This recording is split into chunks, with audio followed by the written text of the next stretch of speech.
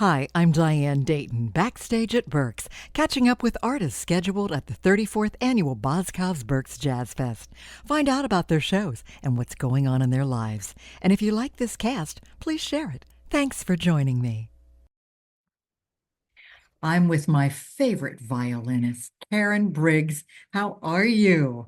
I'm well, Diane. It's great to see and hear from you. It's great to see and hear from you too, and to see your violin in the background, the one you actually play. Yeah, this is the one. I play Yeah. this one, and then I have this other one that I just play acoustically. I don't plug it into anything. It doesn't have any pickups on it. And I traded a five-string violin for this one.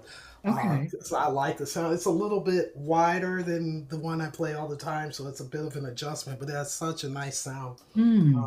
I like working with it when I'm at home. I don't take this one on the road, though. Yeah, it's a beautiful instrument. Yeah, It thank really you. is. Yeah. Well, we are so glad you're going to be back at Berks this year. Yes, always honored to come back to Berks because Berks is just like a family reunion to me. There are people that volunteer to do Berks, and I remember meeting the very first year that I did it, and I had to be about what 12 years ago. I think Yes. maybe 12 years ago, Mhm. and I will see some of these same people still there, Yep. still about the job of just making it a wonderful event for people to attend with whatever it is that they do, whether it's Mhm. picking people up from airports or doing the displays out in the lobbies and all of that. And we really appreciate that. I think Berks, I've always said they should write a manual on how to do jazz festivals because they do it so well. Absolutely. Absolutely. Well, you're going to be there with the Special Effects All Stars. And Yes, yeah, with yes. Kelly Minucci Crunchy Manunchi, that's what I call him affectionately. and you know what? I had spoken to him and he mentioned that you do call him that. He mentioned it. Well, you know what he does with me is see now that I'm in the South, this is where they really mess up my name. They take an entire syllable out of my name. In the South, my name is Karen Briggs. Kern. Okay. And Kieli is very simple. It's normally Karen. The way they say it is Kern. Okay. This is the Southern drawl version of my name. Not Karen, but Kern. Yeah. Karen Briggs. It's like KERNBRYGZ. Briggs. And I told him that he cannot pronounce it to this day. He calls it Karn, Karn. His mouth gets all twisted when he tries to say it. It's hilarious. So we have affectionate names for each other. That's his for me. His mispronunciation of the Southern version, and then I have my daughter and I. She's known him probably since she was about 5 years old. And I don't know. Somehow this thing got started about the pronunciation of his name because we've heard it. I've Right. heard it pronounced correctly in its Italian authenticity. It's like Yes. Chieli Minucci. Like Yeah. I heard some guys saying, I was like, oh, that's the way. Okay. But I don't know. For all the people who can't pronounce it, we call him Crunchy Manunchi. Yeah. Well, I think he's going to pick on you about that at first. Yeah. Yeah, it's been going on a few years Yeah, now. yeah, yeah. Well, for those who want to hear that and want to hear the music, make sure that you show up. It's a 1:30 show, and it's going to be at the Grand Ballroom, and that's at the Doubletree by Hilton on that first Saturday, the 5th. But Karen, you also are going to be playing that Friday night, the first opening night, and that Saturday night at 11:30 for Gerald Beasley's Unscripted Jam. And those sessions are always so much fun, aren't they? They really are. I've been doing them for quite a while there, and they're always fun. They're always different and very spontaneous. And man, I remember. I think the very first one I did, not Gerald Beasley, Gerald, the saxophone player, Oh, Albright, right, right. was on that session. And I remember we were sitting backstage, and they were contemplating doing giant steps, and everybody got real quiet. But I said, fine, I'll do it. I'll do it. I'll play through one or two rounds through the solo, especially if they're going to do it 90 miles an hour. And then I was so relieved when it came time. They changed the tune. They changed the tune. I was like, yes, But see, these I are the would have things gotten through it. these are the things that go on behind the scenes with this sort of Hmm. jam, isn't it? Yes, yes. Yeah. We just kind of figure out, some idea of some songs we all know. At least the rhythm section knows it, and that being bass, drums, and keys. If they know it, we figure we can get through the rest of it. But that tune is usually, and it wasn't originally recorded that fast, but that tune is usually like played like 90 miles an hour. And you're just like, if you're a saxophone player, you're just like, and then I've seen kids play through it 5, 6, 7 times, never repeat a thing. For Wow. violinists, it's really difficult Yeah. because we're doing this. That's a little different, than this with the Yeah. saxophone, or this with guitar, or this with keys. We're Right. like this, and it's just an awkward thing. But I never stop working on that tune. I just do it slow, and when it's slow, I can play it. When it's 90 miles an hour, to solo through that tune at that speed for violin is really difficult, especially to play clean. Yeah. So yeah, it's Yeah.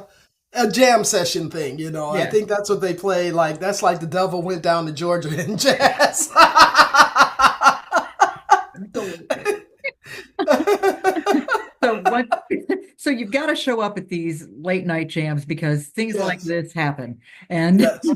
and you want to be a part of it because it'll never happen again the same way. That's right, and it never will. And I just make sure that I try to sleep as late in the day as I can so I'm wide awake There you when we go. get there because it's so late. I used to come to these things from Los Angeles, Oh my. which made it somewhat easier because they're 3 hours behind. Yes. But I still always felt tired. I think last time I did, I really felt tired because I was living on the East Coast by then. So, Right. I have to plan my sleeping schedule in accordance with it. But the people always turn out, and they're so. Mhm.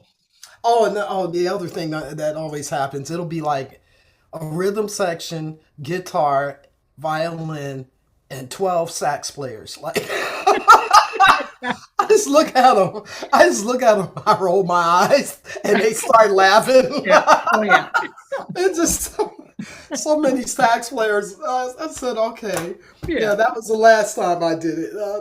It was fun. It was fun to see Yeah. all those guys. But it's like, okay, I was just like on an island. Yeah. Exactly. An island of sax players. Mhm. And I Indeed. was the only one different. Well, Yes. Karen, you have a lot of things going on in your life. And one of those things that I'd like to know a little bit more about is the Contempo Orchestra and sonic woodwork. Okay, well, let's Tell me see. about that. Sonic Woodwork is a project that I've been working on since 2018, and Okay. it has right now it has like 13 songs on it. I played everything on there, with maybe one or two exceptions where I hired a bass player for a couple of tunes, but otherwise I played everything, all the solos, everything, Okay. drums, bass. Wow. Using the software technology that we have today, I was able to do that since we were in quarantine anyway. And, I've made a couple of videos from it that I put out there just to give people a taste of the music. And then that led to later, I guess my vibration was really high because I had this incredible phone call from a gentleman who says that I worked with him out in Los Angeles some years ago. I didn't even remember any of this. He said something went wrong, I guess, with the business or the promotion of it or whatever. And he knew who I was, so he came and he says he apologized to me, and whatever I said to him, he said, I'm going to do something really nice for that lady one day.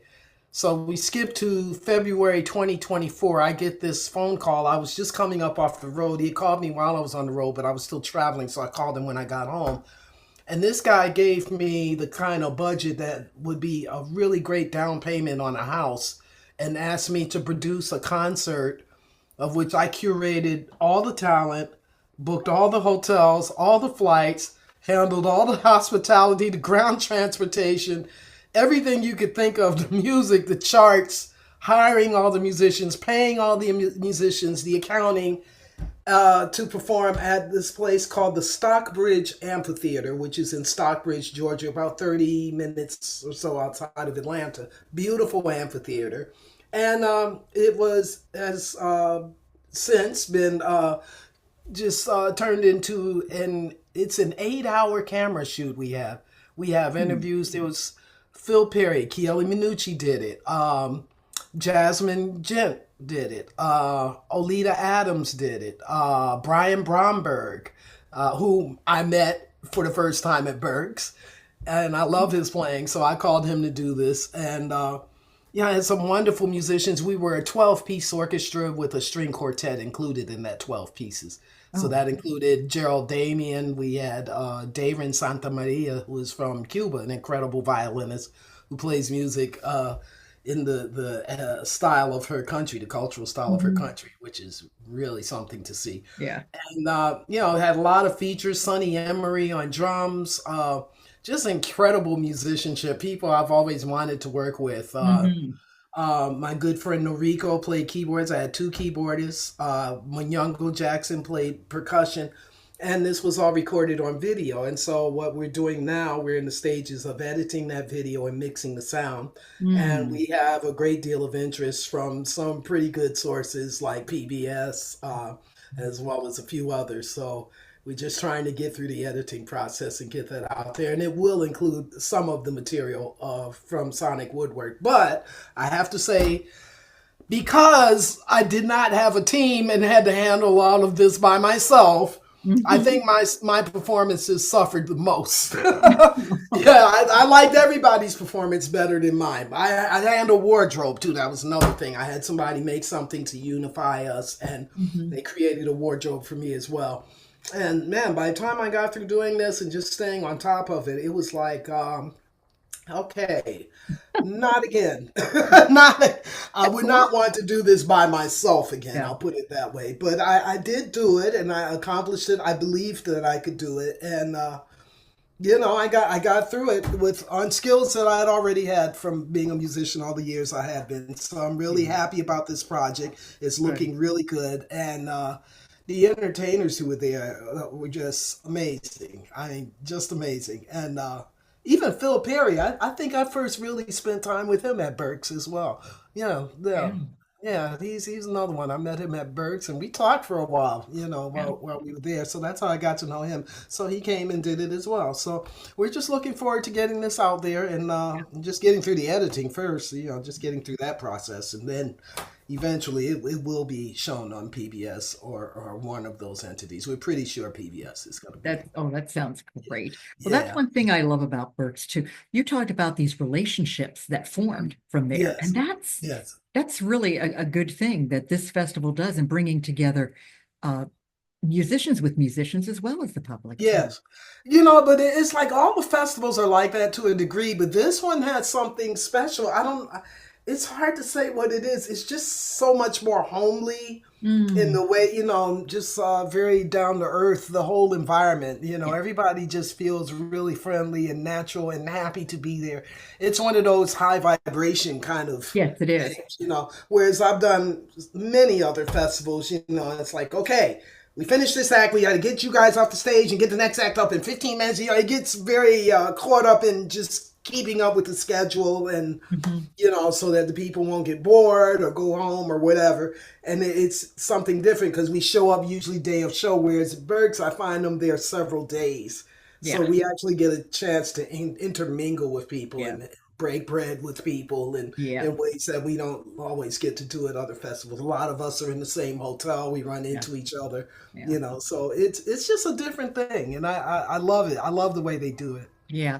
You get to hang, and that's a really good Yes, thing too. yes, So we yes. don't want to miss you when you come in that first weekend. You'll be with Special Effects All Stars, and that's that Saturday, April 5th.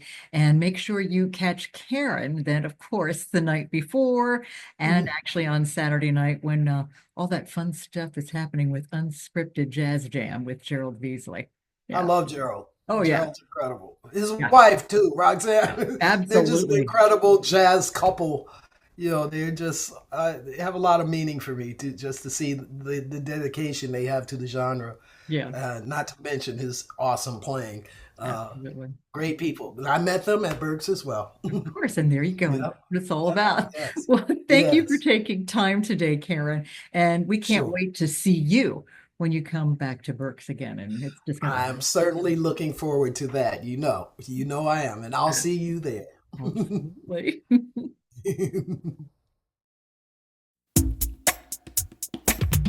Ten exciting days of concerts, jams, and more. Tickets are on sale now. For the latest artist, venue, and scheduling info, and for tickets, visit BerksJazzFest.com.